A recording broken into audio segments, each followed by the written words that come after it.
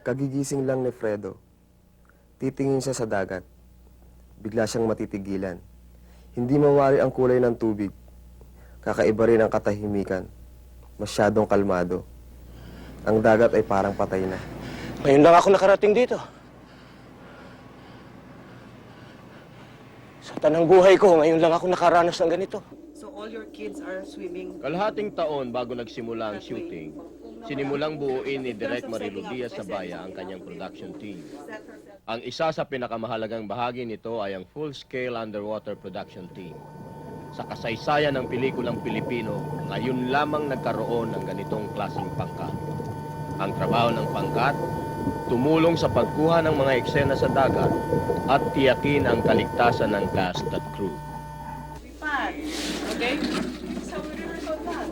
Like skydivers, I find this way. Ang mga pangunahing dive masters at dive instructors sa buong bansa ay inanyayahang dumalo sa isang serye ng film production workshops. Parang crash course sa paggawa ng pelikula.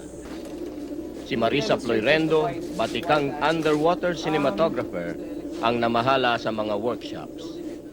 So yung seminars na kinonduct ni Marisa, nag-range mula sa pag-i-introduce doon sa mga dive instructors kung ano ang film camera, ano ba ang nangyayari pag nag-shooting, ano-ano ba yung mga components na baka kailanganin, mag-iilaw ba sa ilalim ng dagat, magtatayo ba tayo ng tinatawag nating scaffolding para kung ano mang pangangailangan na nandoon. Divers call! 2 o'clock! Humigit kumulang sa 20 divers ang napili para sa Muruami team. Higit sa lahat, kaligtasan ang kanilang pangunahing tungkulin. Gumawa sila ng mga alituntunin at mahigpit na pinatupad ang mga ito. No one gets into the water without our knowledge. Laging may nakabantay sa mga artista. May isang safety diver para kay Cesar, para kay Ben, para kay Jong. At lahat kami nakatingin sa mga bata, sa mga matatanda, habang nakakabantay sila. Bukod sa mga may nakabantay na safety divers, binigyan din ang cast ng salbabida para makapagpahinga sila kung hindi nakaharap sa camera. Yung mga ibang scenes na yung lalangoy sila from the boat, palayo, eh medyo malayo yung langoy. The scene called for frantic swimming. So nakakapagod yun.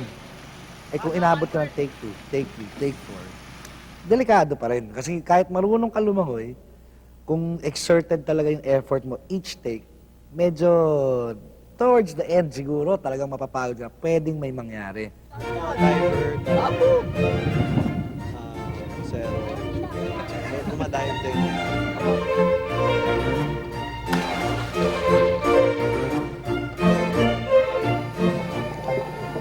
Ingat na ingat ang crew. Iniyak nila na hindi mapipinsala ang mga bagay na nabubuhay sa dagat.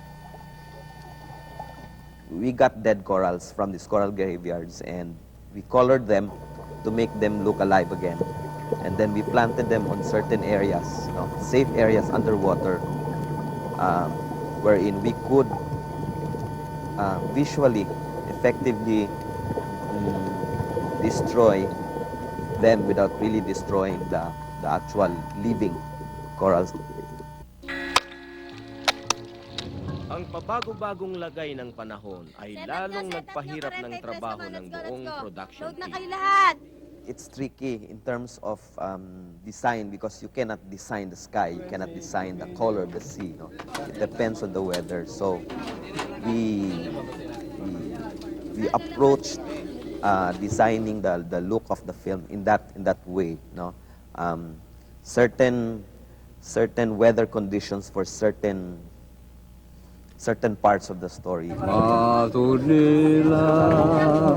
Ako di malipay, kay wako'y bahagi, nga kanimo'y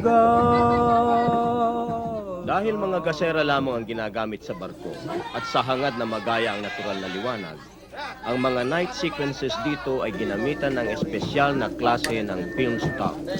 Hindi ito karaniwang ginagamit sa Pilipinas. Para ilawan ang barkong Aurora at ang dagat sa mga malakihang eksena, ibang paraan ang ginamit. Naglagay ng mga ilaw sa isang balsang kawayan at hinila ang balsa sa tabi ng barko. Sa di kalayuan, nagtayo ng scaffolding para sa kamera. Nasa applyan naman ang mga generator na nagbibigay ng kuryente sa mga ilaw. Meron kaming power generator na nasa land. So, siguro mga 300 meters ang layo nun sa... So, ang daming tinayong poste para lang mailagay yung kuryente na magiging source ng ilaw sa boat. Medyo kinabahan din ang crew at ang mga divers dahil sa malalaking kable na nakakonekta sa generator. Lalo na pagka mga gabi, yung mga gabing eksena, may ilaw ka pa. Iniingatan namin kung mahulog yung kable namin doon sa dagat, makukuryente pa yung mga bata. Ang lalaki ng kable, masawsaw lang sa tubig yun, di 30 kami lulutang na kuryenteng diver.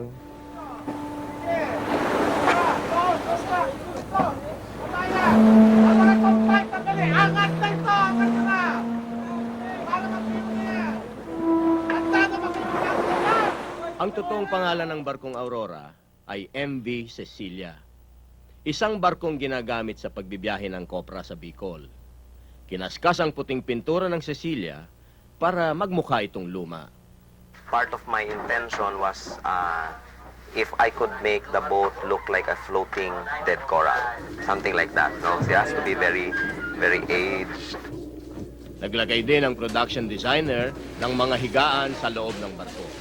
Ang pinagbatayan nito ay documentary footage ng mga aktwal na barkong pangmuruami.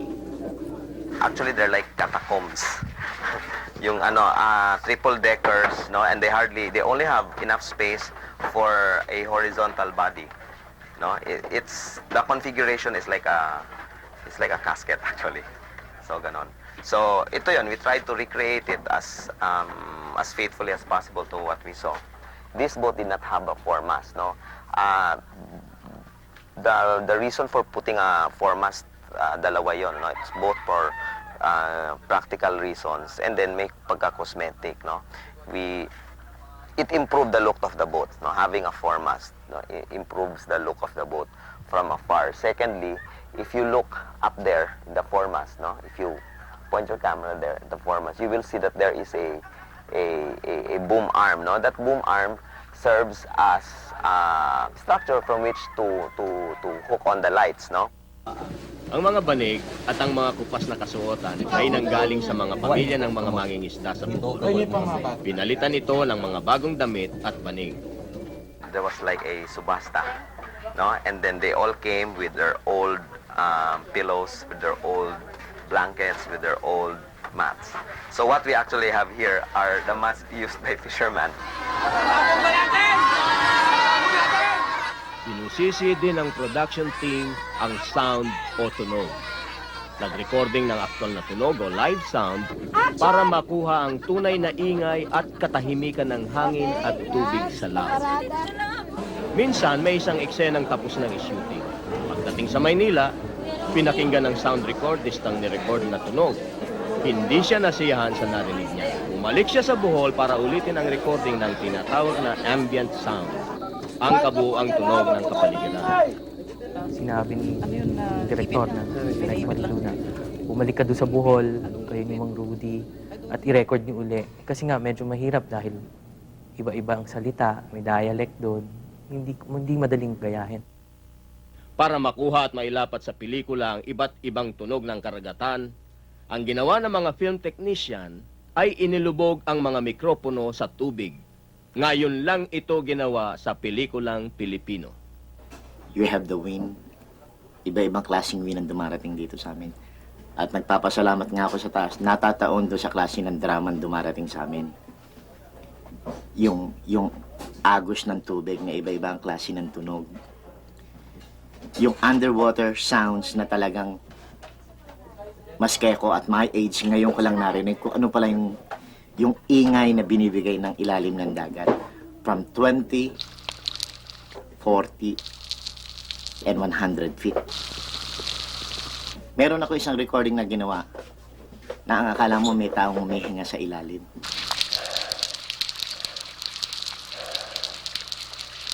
Pati yung mga diver na kasama namin, hindi nila mabigyan ng solusyon kung ano yung na-record namin yun. Ngayon, kung gagawin namin, kung idadab pa itong pelikulang to, kung gano'n sigurong kahaba yung shooting, baka gano'n kahaba rin yung pagre-remedyo ng foley, lahat, pati ambience. Ginamit sa Muruami ang Dolby Surround Sound Technology. Dahil sa Dolby, mas malinaw na naririnig ang mga tunog sa pelikula at nagmumula ang mga tunog sa iba't ibang direksyon. Iilang pelikulang Pilipino pa lamang ang gumagamit ng Dolby Sound. Ang GMA Films, ang kauna-unahang kumpanyang pampelikula sa Pilipinas, naggumamit ng teknolohiyang ito. Doon sa sound, pinipilit natin na ibalik o i-recreate kung saan ginawa yun, anong gusto ng eksena, anong gusto ng direktor, anong gusto ng istorya na mangyari. Ang malawak na karagatan na walang bubong kundi ang kalangitan ay nagkaroon din ng malaking impluwensya sa musikang nilikha para sa Muruami. Ating bahagi sa pelikulang to at sa buhay ng isang tao ay yung air, the element of air. No?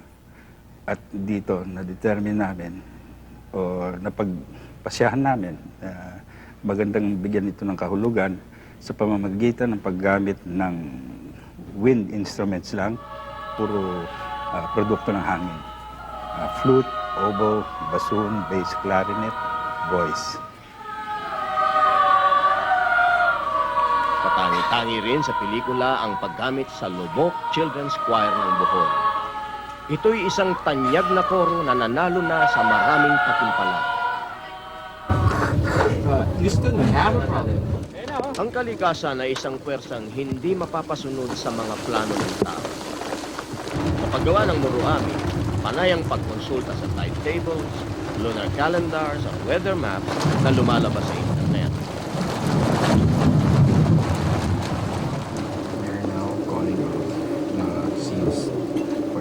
Gayunpaman, hindi laging nasusunod ang shooting schedule. Kadalasan, sa mismong araw ng shooting nalalaman kung anong eksena ang pwedeng kunan. There were a lot of times na we had to abort the shooting. Middle of the shot, dramatic scene, biglang lumalakas hangin, lumalaki na alon, sasabihin namin kay Direk, cut na to. Tama na, uwi na tayo bago lumaki pa ang alon. Basahin dagat, papansin naman natin yan. Malamang ilog basahin ngayon. Pasig River. Buwan. Talaga. Haring life. Sasairin ko ang hindi dugo. Sasairin ko ang hindi ginto. Sasairin ko ang hindi alapaap upang sana'y matuloy ang grind at hindi tayo mapaka. Mukhang mapapack up yung shoot dahil maganda nga yung araw, maganda yung tubig, clear, yung surface, calm. Kaso lang, meron na naman kaming na-discover na isang problema.